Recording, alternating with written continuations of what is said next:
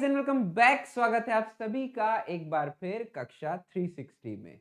तो आज हम फिर लेकर आए हैं एक one shot business studies chapter number 2 principles of management. तो बिल्कुल व्यर्थ ना करते हुए समय आ जाते हैं सबसे पहले कि मीनिंग क्या होता है प्रिंसिपल ऑफ मैनेजमेंट का। प्रिंसिपल का मतलब होता है सिद्धांत। व्हाट इज सिद्धांत? इट मींस सम गाइडलाइंस, ऐसी गाइडलाइंस जिनको आप अगर फॉलो करेंगे तो आपका फायदा हो जाएगा। प्रिंसिपल्स ऑफ मैनेजमेंट का मतलब वो गाइडलाइंस अगर आपके मैनेजर्स फॉलो करेंगे तो वो अपने काम को, अपने डिसीजन को बहुत अच्छी तरह से ले सकते हैं, जिससे अल्टीमेटली जो कंपनी का प्रॉफिट है, जो ऑर्गेनाइजेशन का प्रॉफिट है, वो इंक्रीज हो जाएगा। इसी के साथ ये जो फीचर्स हैं इसके प्रिंसिपल ऑफ मैनेजमेंट के, वो क्या क्या है? सबसे पहली बात यूनिवर्सल एप्लीकेबिलिटी। ये जो प्रिंसिपल होते हैं ये छोटी बड़ी हर तरह की ऑर्गेनाइजेशन में अप्लाई हो सकते हैं, हर जगह अप्लाई हो सकते हैं। General guidelines, these are general guidelines. ये किसी के ऊपर फोर्स नहीं करते कि आपको करना ही करना है। अगर आप फॉलो करेंगे तो आपके डिसीजन मेकिंग में आसानी हो जाएगी। तीसरी बात, formed by practice and experimentation. ये जो बनाए गए हैं ऑब्जर्वेशन से, ये बनाए गए हैं एक्सपेरिमेंटेशन से, और मैक्सिमम इसका नाम होता है मेनली बिहेवियरल। मेनली बिहेवियरल का मतलब जो हमारे मैनेजमेंट के प्रिंसिपल्स हैं ये लैब्स वगैरह में नहीं बना रहे हैं, ये हम किसके देख करके बना रहे हैं? हम नजर में रखते हुए बना रहे हैं ह्यूमन बीइंग्स को। तो इसलिए बोला गया mainly behavioural. These are flexible, जितना मर्जी आप इसको यूज कर सकते हैं। अगर बहुत 14 प्रिंसिपल्स हैं, जरूरी नहीं 14 के 14 करें, जितना चाहें आप कर सकते हैं। ये साइंस की तरह स्टैटिक नहीं होते कि एक जगह पे आपको फॉलो करना ही करना है, हर जगह पे फॉलो नहीं करना तो नहीं भी कर सकते हैं। ये कंटिंजेंट होते हैं, based upon the situation. It is based upon the situation. Next होता है cause and effect relationship. What is the meaning of cause and effect relationship? Cause and effect relationship का मतलब है there is a effect of every principle. If you follow the principle right then you will get the profit for your organisation. ठीक है जी। तो इसी तरह से ये इसके फीचर्स हो गए। अब आते हैं इसके इंपॉर्टेंस पे कि भाई मैनेजमेंट के प्रिंसिपल्स जो होते हैं उनकी क्या इंपॉर्टेंस होती है, क्यों वो इंपॉर्टेंट होते हैं, उनसे क्या फायदा हो सकता है। सबसे पहली बात, अगर मैनेजर ने उनको यूज किया तो रियलिटी में उसको फायदा हो सकता है। ठीक है। नेक्स्ट इज आपकी रिसोर्सेस बच जाएंगी। साइंटिफिक डिसीजंस, जो हमारे एक टेलर साहब हैं उन्होंने साइंटिफिक प्रिंसिपल्स दिए हैं, टेक्निक्स दिए हैं। तो अगर साइंटिफिक डिसीजन क्या कहता है कि आपको जितना काम कराओगे उतना पैसा देना है, ऐसे वाले डिसीजन भी आप लेंगे। ठीक। जो भी, क्योंकि ये फ्लेक्सिबल है, अगर आपका एनवायरनमेंट चेंज हो रहा है तो उसकी एनवायरनमेंट की जो नीड्स हैं, चेंजिंग एनवायरनमेंट की जो नीड्स हैं उसको पूरा कर सकते हैं।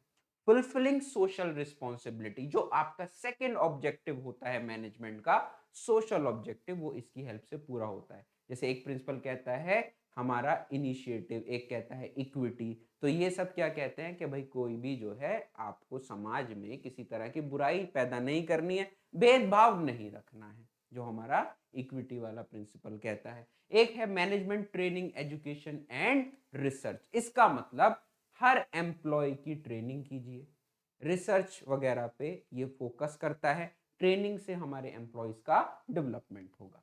इसी के साथ आते हैं अपने सबसे पहले प्रिंसिपल्स पे। देखिए आपके कोर्स में दो लोगों के प्रिंसिपल्स हैं, एक फेयोल के हैं और एक टेलर के हैं। सबसे पहले हम पढ़ने जा रहे हैं फेयोल के प्रिंसिपल।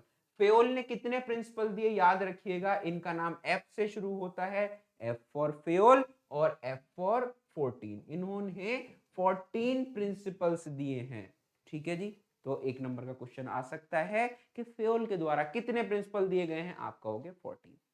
इन्होंने जो 14 प्रिंसिपल दिए हैं, इन्होंने सबसे पहला प्रिंसिपल है principle of division of work.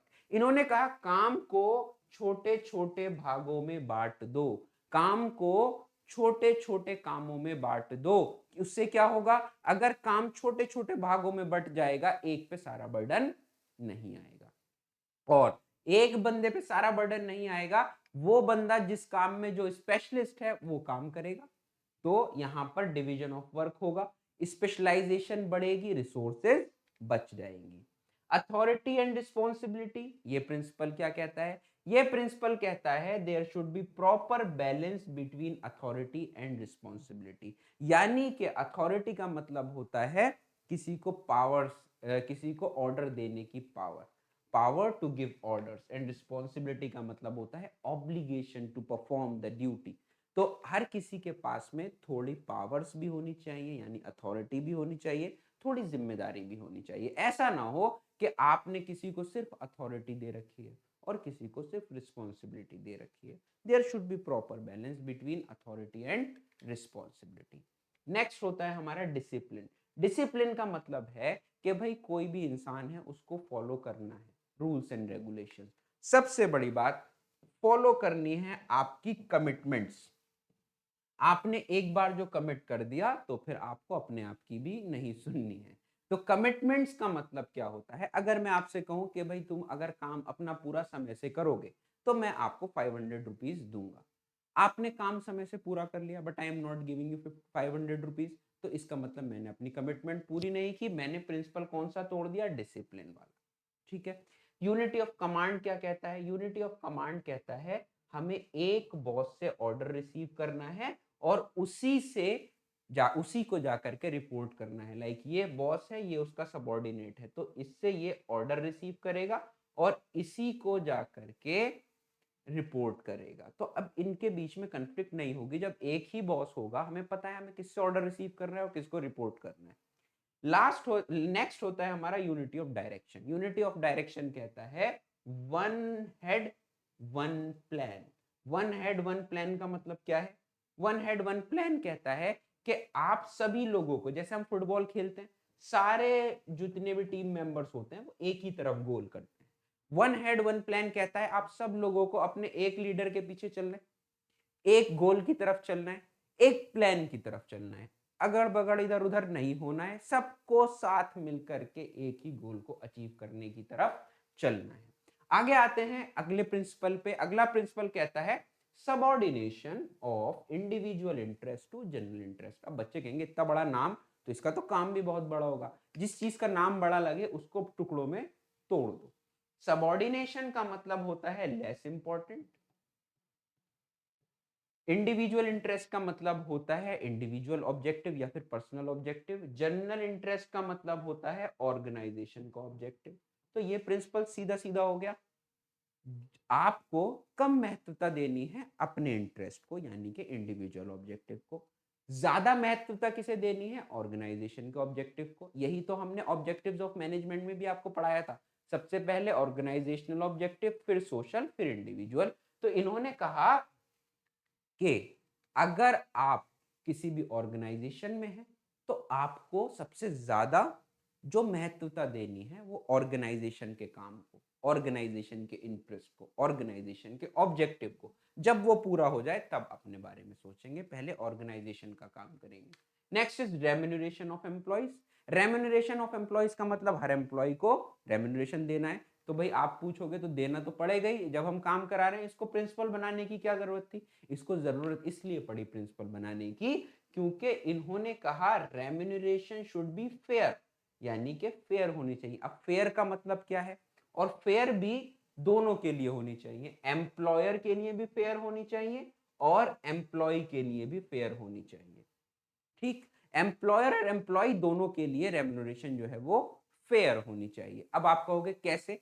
Employer के लिए फेयर मतलब है वो इतनी ज्यादा ना हो कि हमारी एम्प्लॉयर की कैपेसिटी से बाहर हो, और एम्प्लॉय के लिए फेयर इसलिए होनी चाहिए कि इतनी भी कम ना हो कि वो बेचारा अपना गुजर बसर ना कर पाए। तो इट शुड बी फेयर।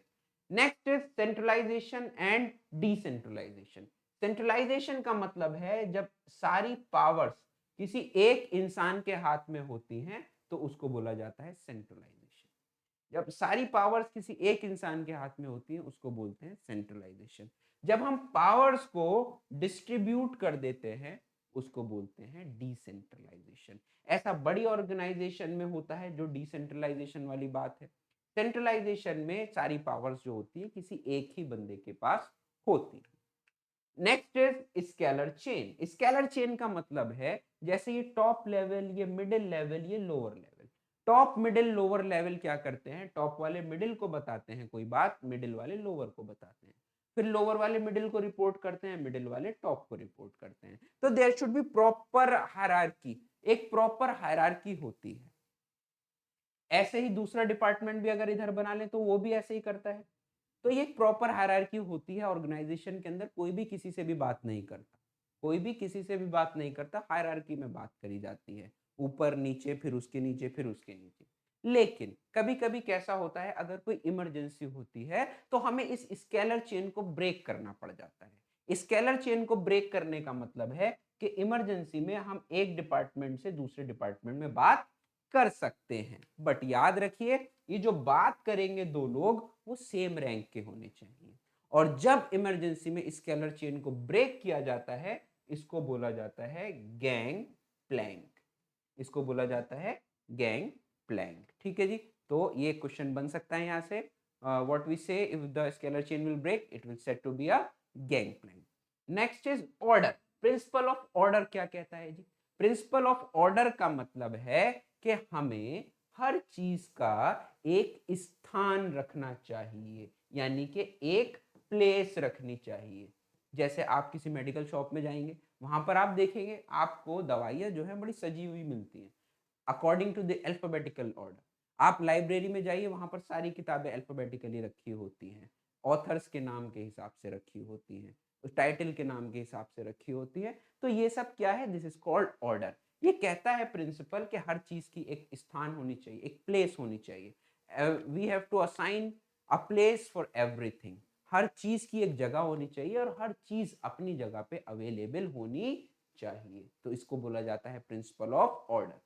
अगर वो चीज अपनी जगह पे अवेलेबल नहीं होगी तो हमें उसको सर्च करने में हमारा टाइम वेस्ट हो जाएगा। नेक्स्ट आते हैं अपने इक्विटी पे। प्रिंसिपल ऑफ इक्विटी बड़ा आसान, कहता है किसी भी तरह का कोई भेदभाव नहीं होना चाहिए हमारे ऑर्गेनाइजेशन में on the basis of caste, gender, religion.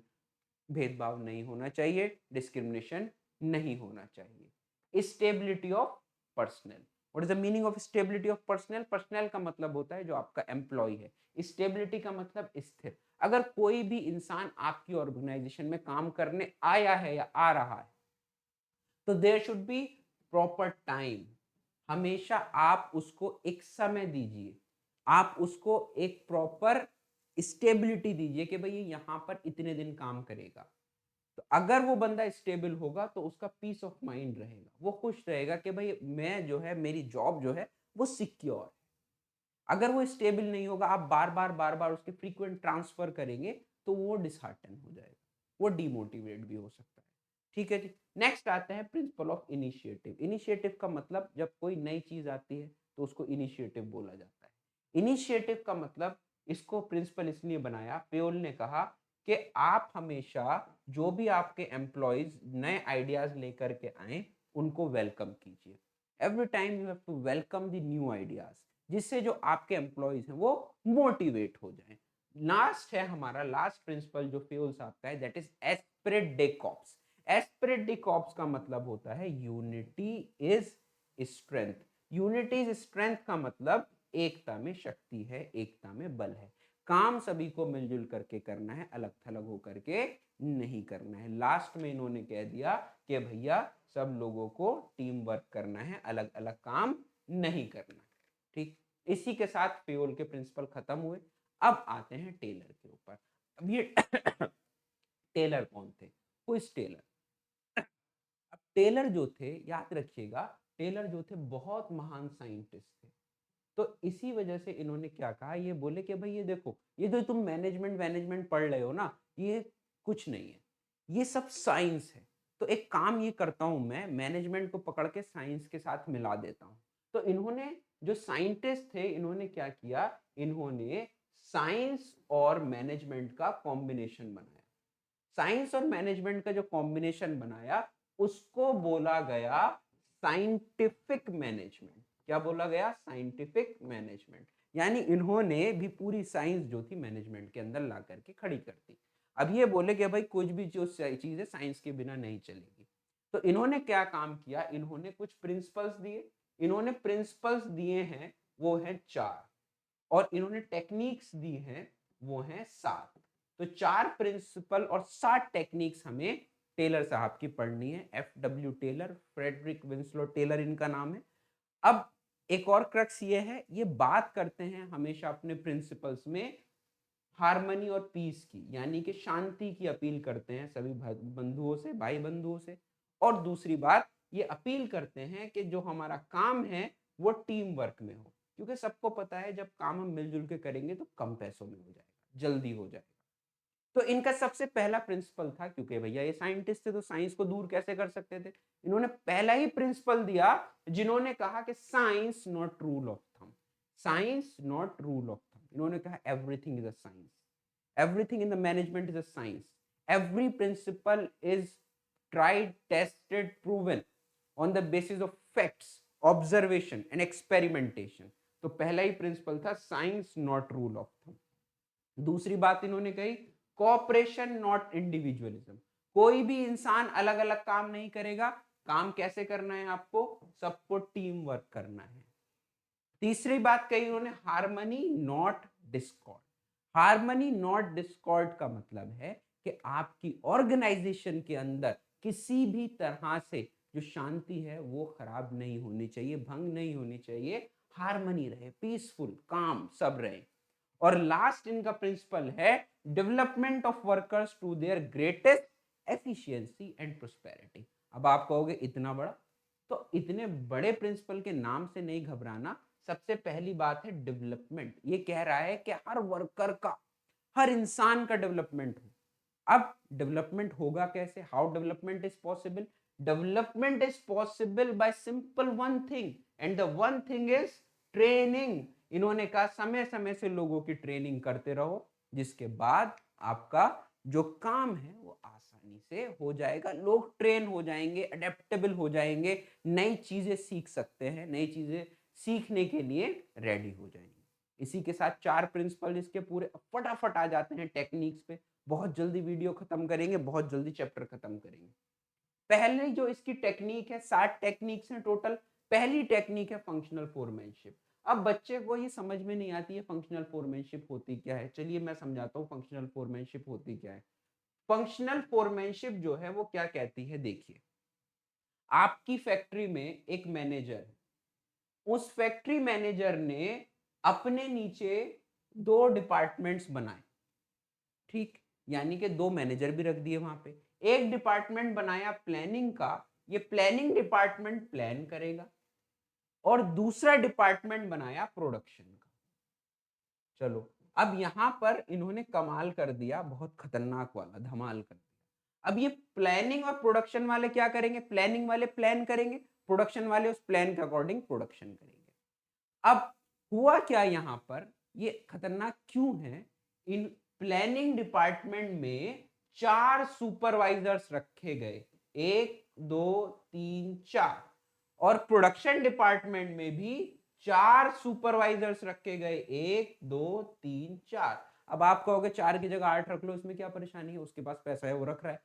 सबसे खतरनाक और भयानक काम ये हुआ, इन चारों सुपरवाइजर्स को और इन चारों सुपरवाइजर्स को एक जमूरा दिया गया जिसका नाम था वर्कर।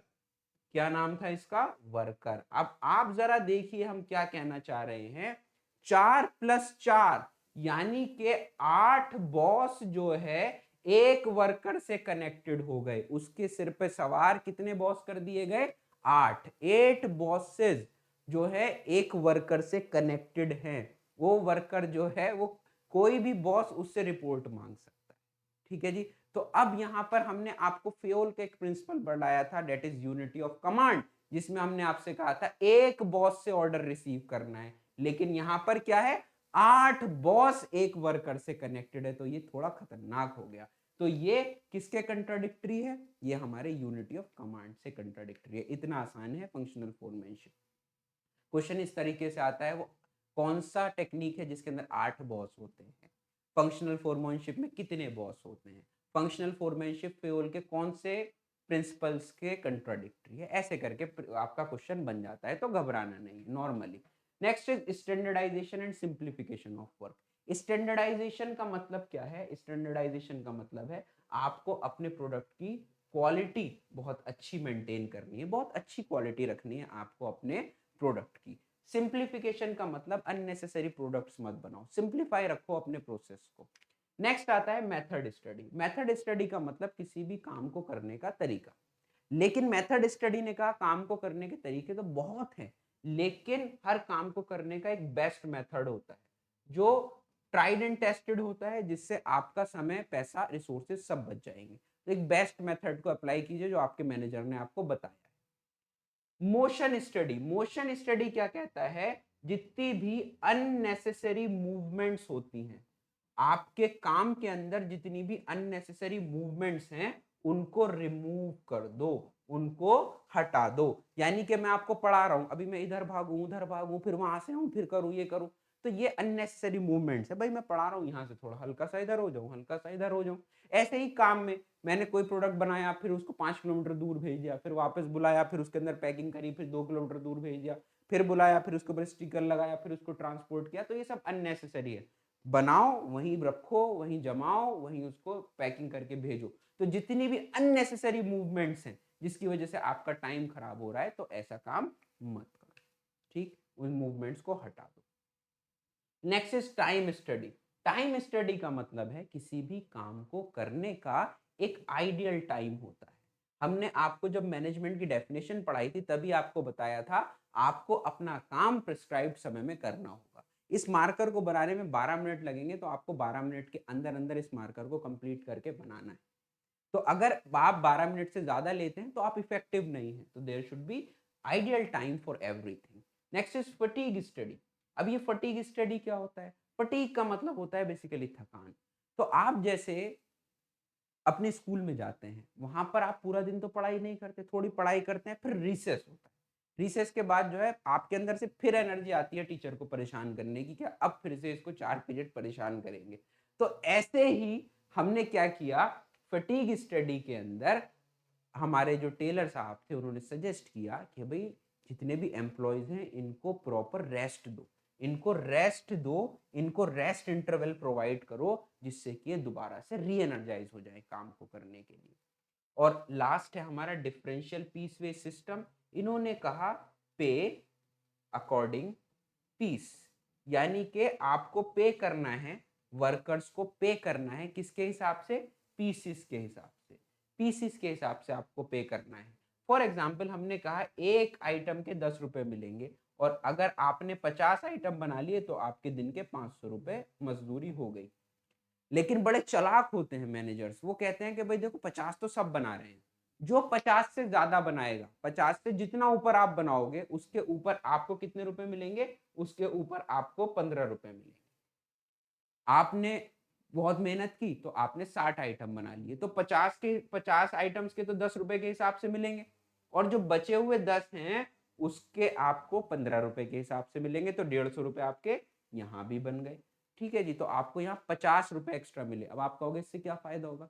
इससे ये फायदा होगा जो बड़े मेहनती वर्कर्स हैं उनको ज्यादा पैसा मिलेगा, जो ज्यादा एफिशिएंट काम करने वाले लोग हैं उनको ज्यादा पैसा मिलेगा, और आपकी ऑर्गेनाइजेशन में कंपैरिजन भी हो जाएगा कि कौन मोस्ट एफिशिएंट है, कौन लेस एफिशिएंट है। इसी के साथ हमारा चैप्टर हुआ खत्म, वन शॉट हुआ पूरा।